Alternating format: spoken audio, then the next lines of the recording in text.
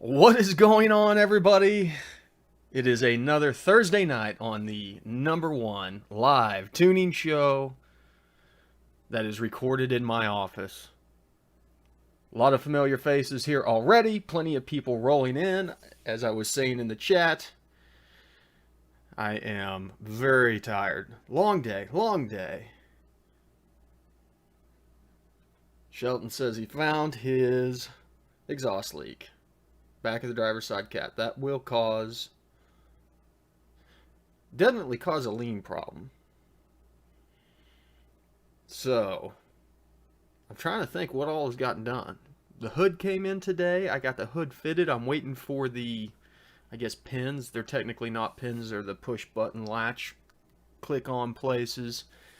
Coolant system's done, except I may have a leak on one of the fittings. Electrical system's done. Fuel system's done. I'm waiting for a adapter for the oil pressure gauge. Then the oil will be done. Happy birthday, Super Slow. We're so close. But I fought with the exhaust all day today. No luck whatsoever. 3.5-inch exhaust just doesn't fit underneath the Nova. Even after banging on stuff, making clearances, I'm telling you. So, I think we're going to have to reduce down to 3-inch just to get clearance. And I want to say that I could get some collector extensions to clear basically and just do dumps, but I'm worried that there won't be enough back pressure to get accurate readings on the wideband for the Holly. So, I don't know. I got to think about it. I got just a bunch of small things going on. Well, it may fit under an F body, but does it fit under an F body with raised exhaust ports on a big block motor? Because that's what it is.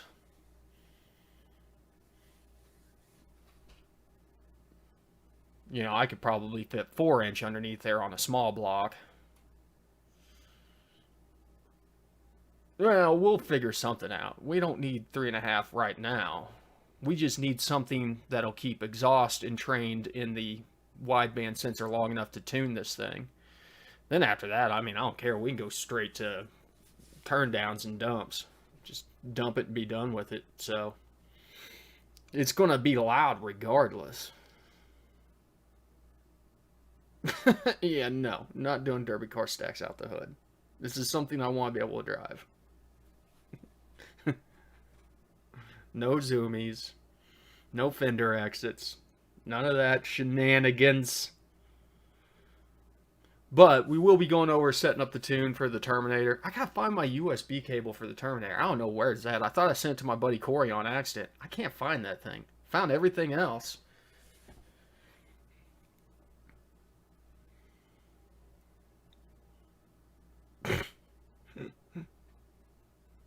So what's everybody working on?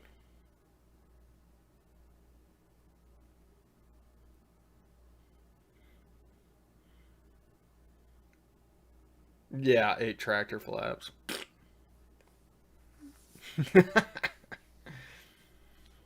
Jim, you are actually correct. Most states consider a turbo a muffler. Yeah, they want $60 for that cable. There's somebody that sells an aftermarket one for like 35 bucks on Amazon though. What up, Dirt Floor? 79 Jeep with the 6-liter swap. That'll be fun. The old Trailblazer SS.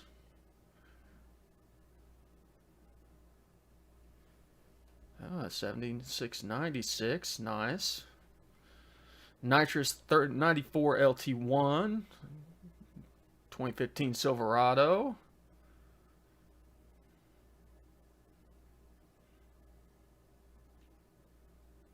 Nice, super slow. That's cool.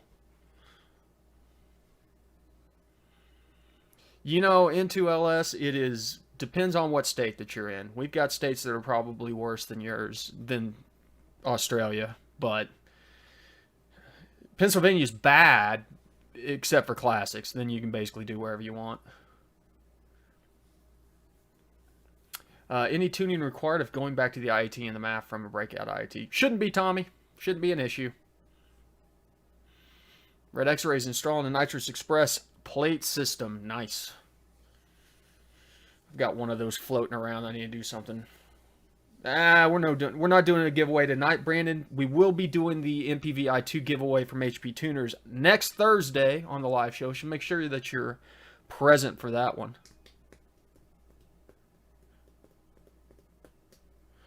Doing the Terminator X on the LT1. You'll be happy with that. An 08 C6 road race car. That'll be fun. I've thought about getting into some road racing. No worries, Ozman. Good to see you, brother. 1940 Ford pickup with a 5.3 LS 112 Magnuson. Ooh, looking to turbocharge a 2012 Buick LaCrosse. Well, you can turbocharge anything. The tuning will probably be the easy part.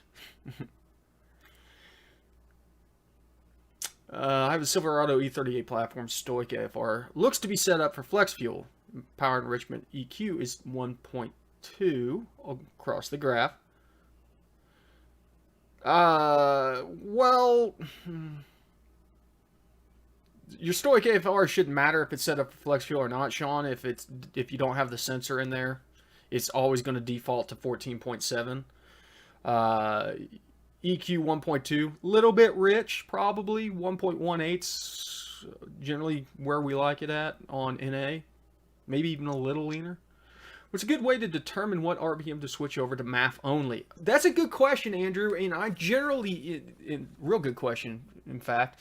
I generally like to do it at the point where the MAF becomes reliable on the tuning. You'll notice if you're having an issue with a cam or something like that affecting the MAF, there's a certain point where, as you go out and pull MAF-only logs, that all the data just falls in line. And below that point, it's a little bit messy. Use that frequency to kind of find an RPM where you're going to be in that area where it's nice and clean, and then set your cut over there.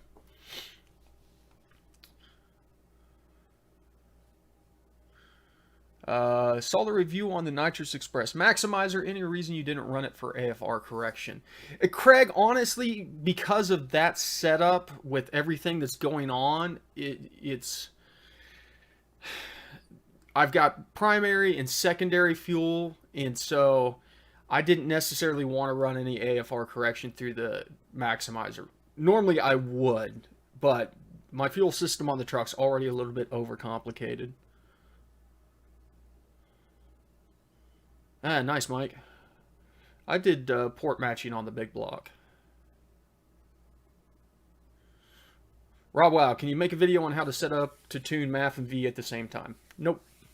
I don't believe in tuning MAF and V at the same time because you're effectively creating MAF. I've done a video that explores this topic, generating a VE table from the MAF, and it somewhat works, but it's not an accurate way of doing it. So, glad to hear, Brandon. Glad you got your hoodie. Little Chief, went to the track last night, 12.7 to 12.04 just by tuning.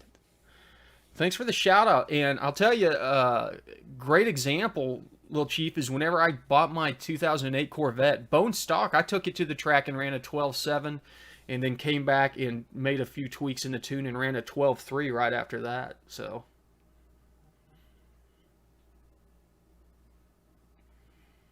whew. Adam's got a 15 Camaro SS with a 416 stroker, boosted 780 horsepower daily. It sounds like fun. Seen the Holly giveaway, the Sloppy Mechanics giveaway, pretty stud giveaway. Go check out Holly's website if you haven't seen that. 83 Grand National dropped a 5.3 and a 4L60 in it, doing fuel and electric now. Man, that'll be cool. Sounds like a fun project. John, the mugs are on the Teespring page, so if you go to the merch tab, you can buy the mugs. They're made to order, so they're always in stock. Do you know if there's an HP tuner setting adjustment for my 17 Vet? It bogs when trying to power brake it at the track, almost like a protection setting. So there's drum method. Yeah, you've probably got a couple different things going on there, mainly torque management. Look into your torque management stuff.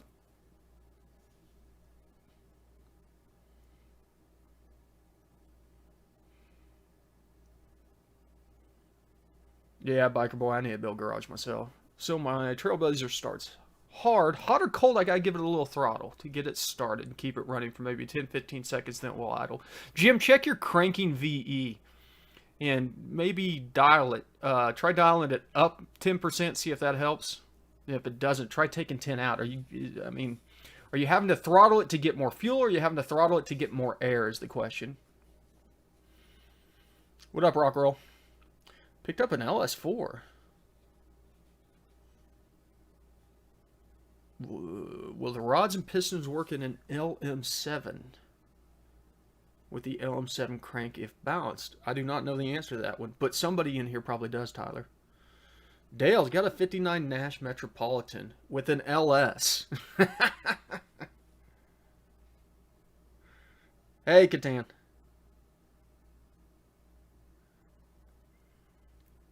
Where's Race Week at? Are you talking about Rocky Mountain Race Week, Tommy? I'm planning on going to both. We're going to take the Nova to Rocky Mountain week 1, and then we're going to take Corey's car to week 2 down in Oklahoma. That's the plans right now.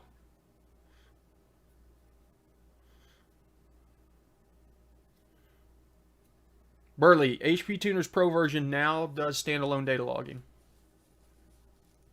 It's still in beta. Some people are having some small issues. You know, if you're having a small issue, parameters not showing up, stuff like that, reach out to HP Tuner support so they can help you out and get it fixed.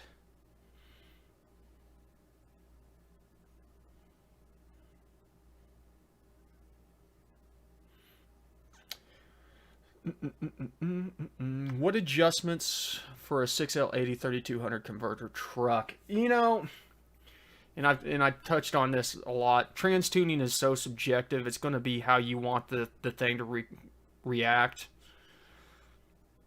From the get-go, there's not really a lot other than torque converter lockup that you're probably going to want to adjust. But even if you were running stock converter, you've probably already changed those settings outside of it to make sure that it's not trying to lock up below 3200. So,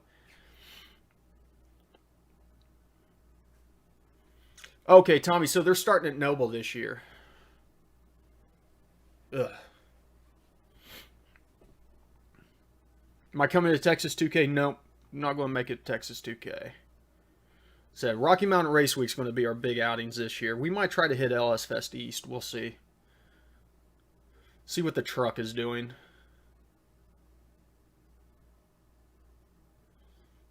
Where does PE look when running both VE and MAF? PE does not care about VE and MAF. PE is applied to your stoic settings based on your PE enablers.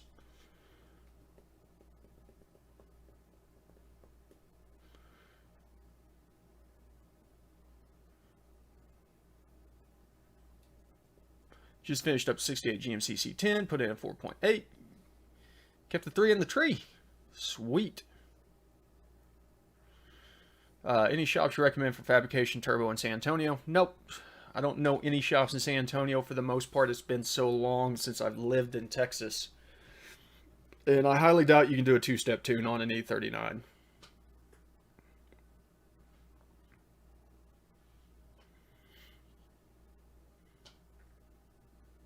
Well, you're right, DY. It says it charged more for a trans tune than an engine tune. And a trans tune is so subjective to how the person wants the vehicle to drive.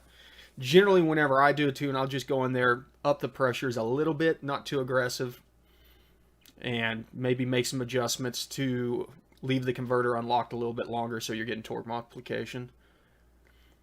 GPI Stage 2 VVT cam going into L99 next month. Any recommendations on barometric tables? GPI said a table, but it seems pretty flat.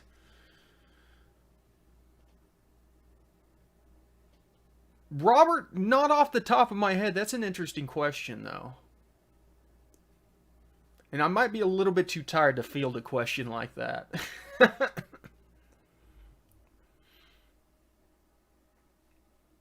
Hey, Jerry.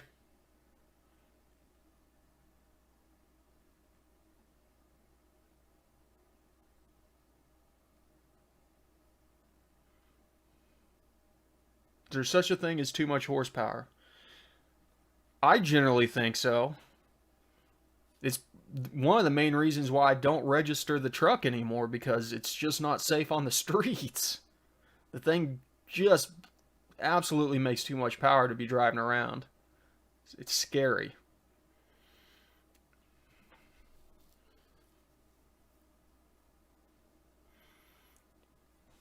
"10-inch balancer in 2009 CTSV, 14 PSI expected. Anything I can do to help the alternator at idle?"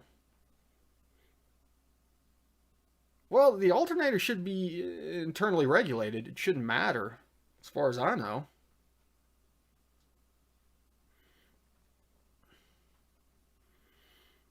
Can you show how to adjust torque converter lockup real quick? Sure.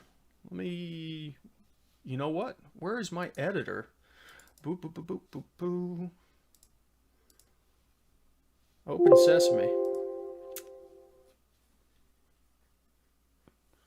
Any reason why stock Stoic would be set to 14.2? No, some have that. I normally run it back out to 14.68 though. Just different platforms. Sometimes they do, sometimes they don't. Okay, let's see what we've got here.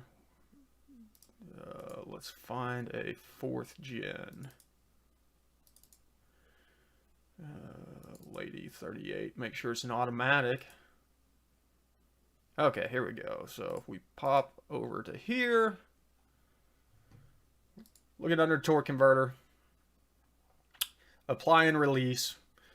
You've got two. You've got speed, full throttle, wide open throttle. So speed's going to be your cruising lockups. And as you can see, first and second gear is set to not apply. Then once you're at a third gear, you're going to apply above this speed. But you can see wide open throttle, which is really weird that it has lockups low like this. Apply at 23 in second gear. Release at 20. Might want to bump those up. You'll have to see what kind of RPMs you're spinning at what speeds. Bring those up a little bit. Keep them above stall.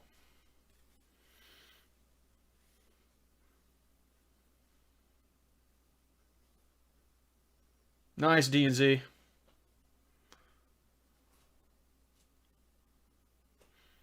Sean, you have a wideband, because it won't show data if you don't have a wideband on there.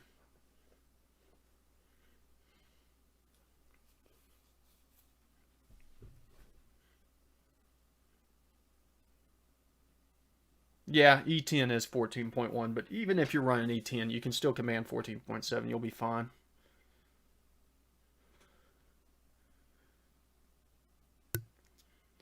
P is a multiplier of Stoic. Why do I have to change the P numbers when in math only to different numbers in VE only? Shouldn't have to.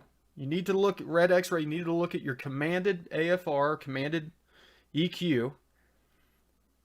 At cruise, your EQ should be 1, whether you're math or VE. And then whenever you go into PE, you'll see that shift to whatever your multiplier is. So if you're at 1.18, it'll go down to 0.85. Oh, Keith, good. I'm glad you popped in and said something. We're going to do a Gen 5 live training session.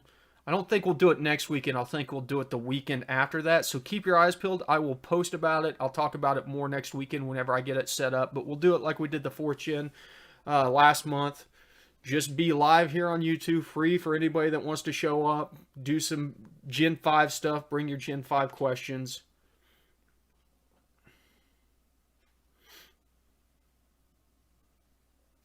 Rich, you're correct. They lock it up early for heat and emissions. And drivability, to be honest with you.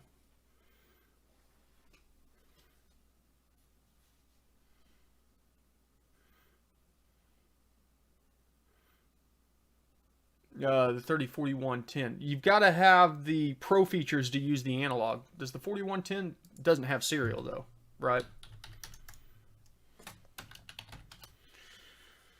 Let me see here. Let me see, because that's the older model.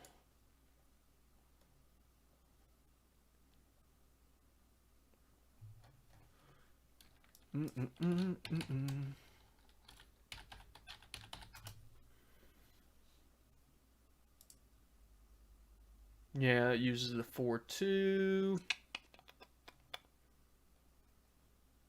Help me out if anybody knows off the top of your head. I don't think it has serial. No, it does have serial. So you can use the serial to USB option on that one.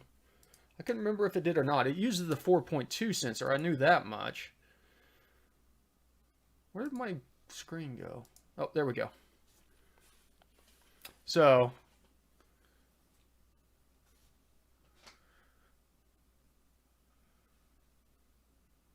it is still showing 1.1 point. Catan, somebody, I saw something that somebody was saying that if, oh, okay. Hold on a second. Yeah, email me on that. Let me look at that.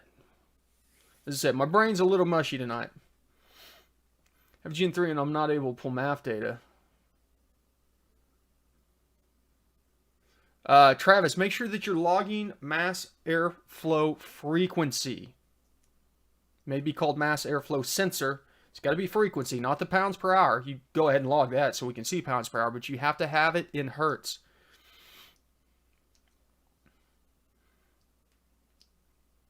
Yeah, Josh, I would try locking it up a little bit early, see if that helps with the shutter.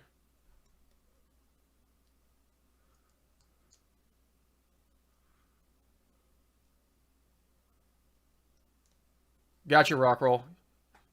Yeah, 65 to 75% is fine on a naturally aspirated. What up, DMC?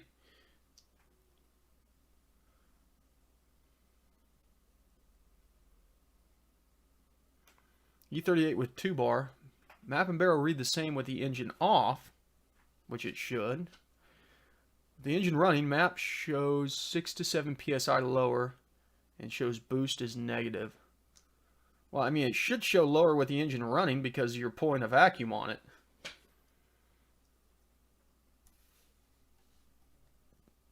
What'd I miss, Jerry? Tonight, what? That's the way to do it, Andy.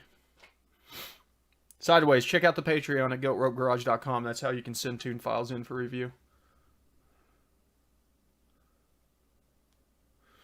Rich, there is not, unfortunately. That is the one downside of doing the standalone logging. You cannot use the serial option. But to get standalone logging, you have to have the Pro features, which gets you the Pro adapter, so you can just switch over to analog.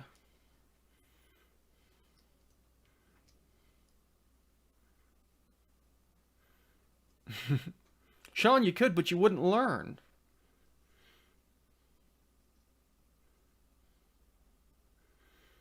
Travis, double check your math then. Make sure that you have your commanded AFR or your commanded EQ, and then make sure that you have your wideband reading in, because all those parameters have to be in for the math to work and populate. Oh, yeah. No, I'm definitely mush brain tonight.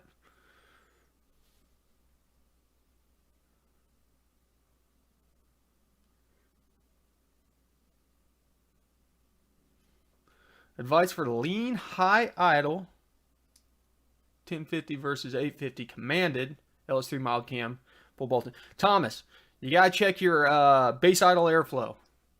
It is probably quite a ways off, and so what you want to do is try and get your idle reading correctly on the math.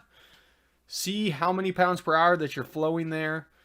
Probably around 90, maybe 100 pounds per hour if you've got a mild cam and ported throttle body and all that stuff, full bolt-ons. Your base idle airflow table is probably at like 65 and it's wigging things out.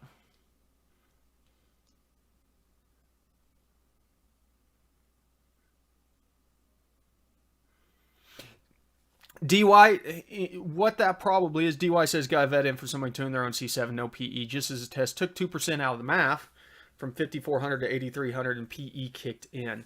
And DY, check the torque enablers for PE, because what you've done is you've adjusted the airflow calculation, which then changed the torque values for that range, which then is enabling PE because there's a torque modifier on PE on the 5th generations.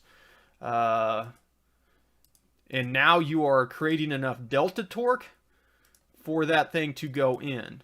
So if we look over here, come on, let's go fuel, power enrich.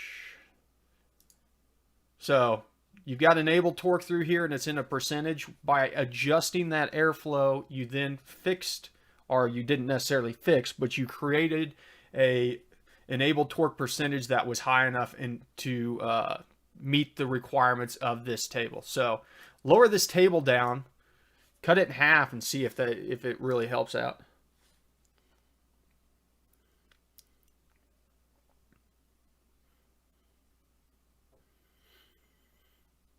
JC Hare, state vehicle inspection due. Will a Gen 3 SD tune with deleted rear O2s pass the OBD2 hookup test?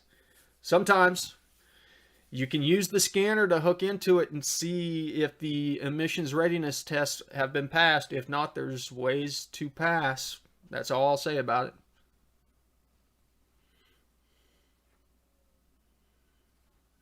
No, you don't need to disable the MAF PID to tune VE. You can leave it active, James.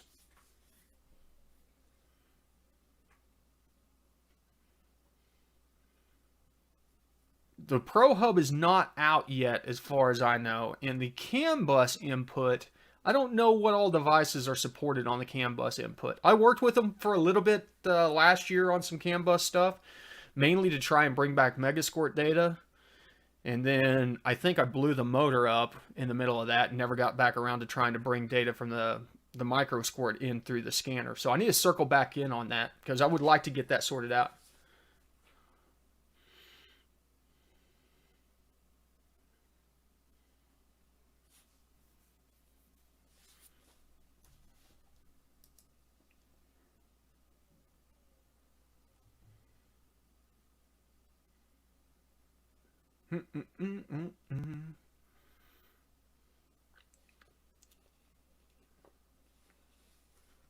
Brake torque management.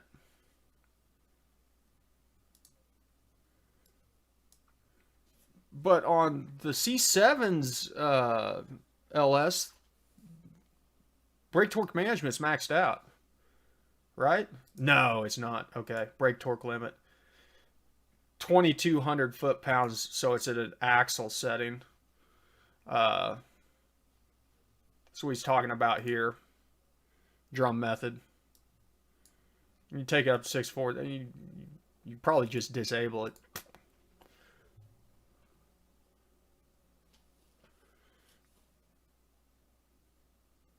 Well, even with turning traction control off, sometimes StabiliTrak and stuff like that might give you issues.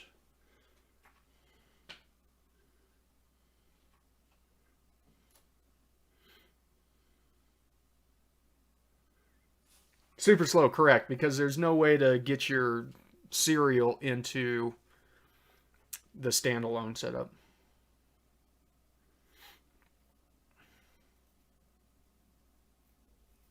Well, there you go. Vince says if track mode is on in the C7 and you're activating launch control, just turn off traction control and you can do the burnout. Then activate your sub mode. Okay, there you go. Vince is the expert. He goes through tires like he's going out of style.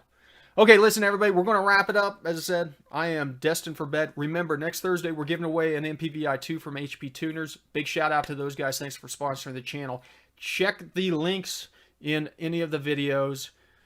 Go over, subscribe to their YouTube. Throw them some love for loving us. And once again, thanks to all you guys for making that happen, because it wouldn't have